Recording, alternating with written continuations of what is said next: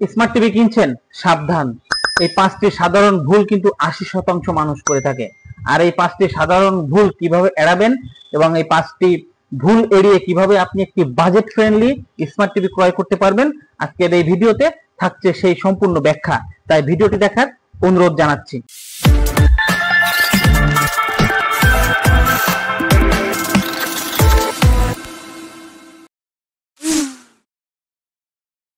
Full HD ভালো না 4K ভালো, এই ভেবে অনেকেই বাজেটের বাইরে গিয়ে 4K টিভি কিনে ফেলেন। কিন্তু আপনার যদি কেবল কানেকশন বা ইউটিউব 1080 পিক্সেলের বেশি না হয়, তাহলে 4K কোনো কাজে আসবে না। তাহলে কিভাবে আপনি সমাধান করবেন? নিজের কন্টেন্ট সোর্স অনুযায়ী ডিসিশন নিন। আপনার কন্টেন্ট কেমন, আপনি কোন ধরনের কন্টেন্ট দেখবেন। যদি 4K কন্টেন্ট হয় অর্থাৎ 2160 পিক্সেলের, তাহলে আপনি অবশ্যই 4K টিভি কিনবেন। আর যদি আপনি কেবল কানেকশন 1080 পিক্সেলের উপরে নাই থাকে, তাহলে আপনার 4K টিভি কখনোই কোনো কাজ দিবে না।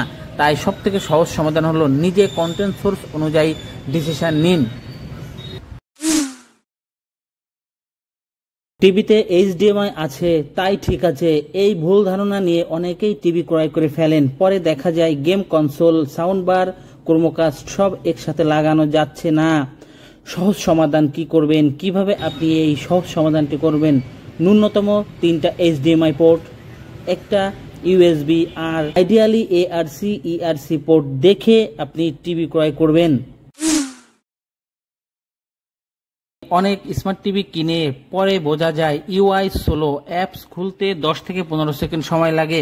প্রথমে বোঝা যায় না, বাসায় এনে আপনি যখন ধীরে ধীরে টিভিটি ইউজ করবেন তখন আপনি বুঝতে পারবেন UI খুব স্লো কাজ করছে এবং অ্যাপস ওপেন হতে প্রায় 10 থেকে 15 সেকেন্ড সময় লাগছে। তাহলে এর সমাধান কি? অ্যান্ড্রয়েড টিভি কিনেছেন, তাহলে অন্তত 2GB র্যাম এবং 8GB স্টোরেজ থাকা অবশ্যই উচিত। Xiaomi, LG, Samsung, Sony এর অপারেটিং সিস্টেমগুলো অনেক ভালো হয়। সব সময় আপডেট অপারেটিং সিস্টেমটি ক্রয় করবেন। সব থেকে ভালো হয় আপনি যদি গুগল অপারেটিং সিস্টেম অর্থাৎ গুগল টিভি ক্রয় করেন, তাহলে আপনাকে এই ল্যাগিং বা UI স্লো হবে না। আপনি বড় ডিসপ্লে দেখেছেন, দারুণ পিকচার কোয়ালিটি, খুব সুন্দর, আপনার ছবি ক্লিয়ার ঝকঝকে দেখাচ্ছে, কিন্তু আপনি দেখলেন যে সাউন্ড বার অর্থাৎ পাতলা সাউন্ড, হালকা সাউন্ড, মিন্নে চিকচিকে সাউন্ড, তাহলে কিন্তু আপনার ছবি কালার যতই ভালো হোক আপনার শুনতে শ্রুতিমধুর লাগবে না। সমাধান কি? আপনি অবশ্যই সমাধান পাবেন। আপনি ডলবি অডিও সাপোর্ট আছে কিনা এটি চেক করে কিনবেন। আর যদি আপনার ডলবি অডিও সাপোর্টেড না থাকে, তাহলে আপনার বাজেটের ভিতর যাতে আপনি একটা সাউন্ড বার কিনতে পারেন সেই দিকে খেয়াল রাখবেন। LED, QLED, OLED অনেকে বুঝেই না, শুধু অফার দেখে কিনে ফেলে। আপনি কিভাবে সমাধান করবেন যে আপনার LED প্রয়োজন, QLED না OLED?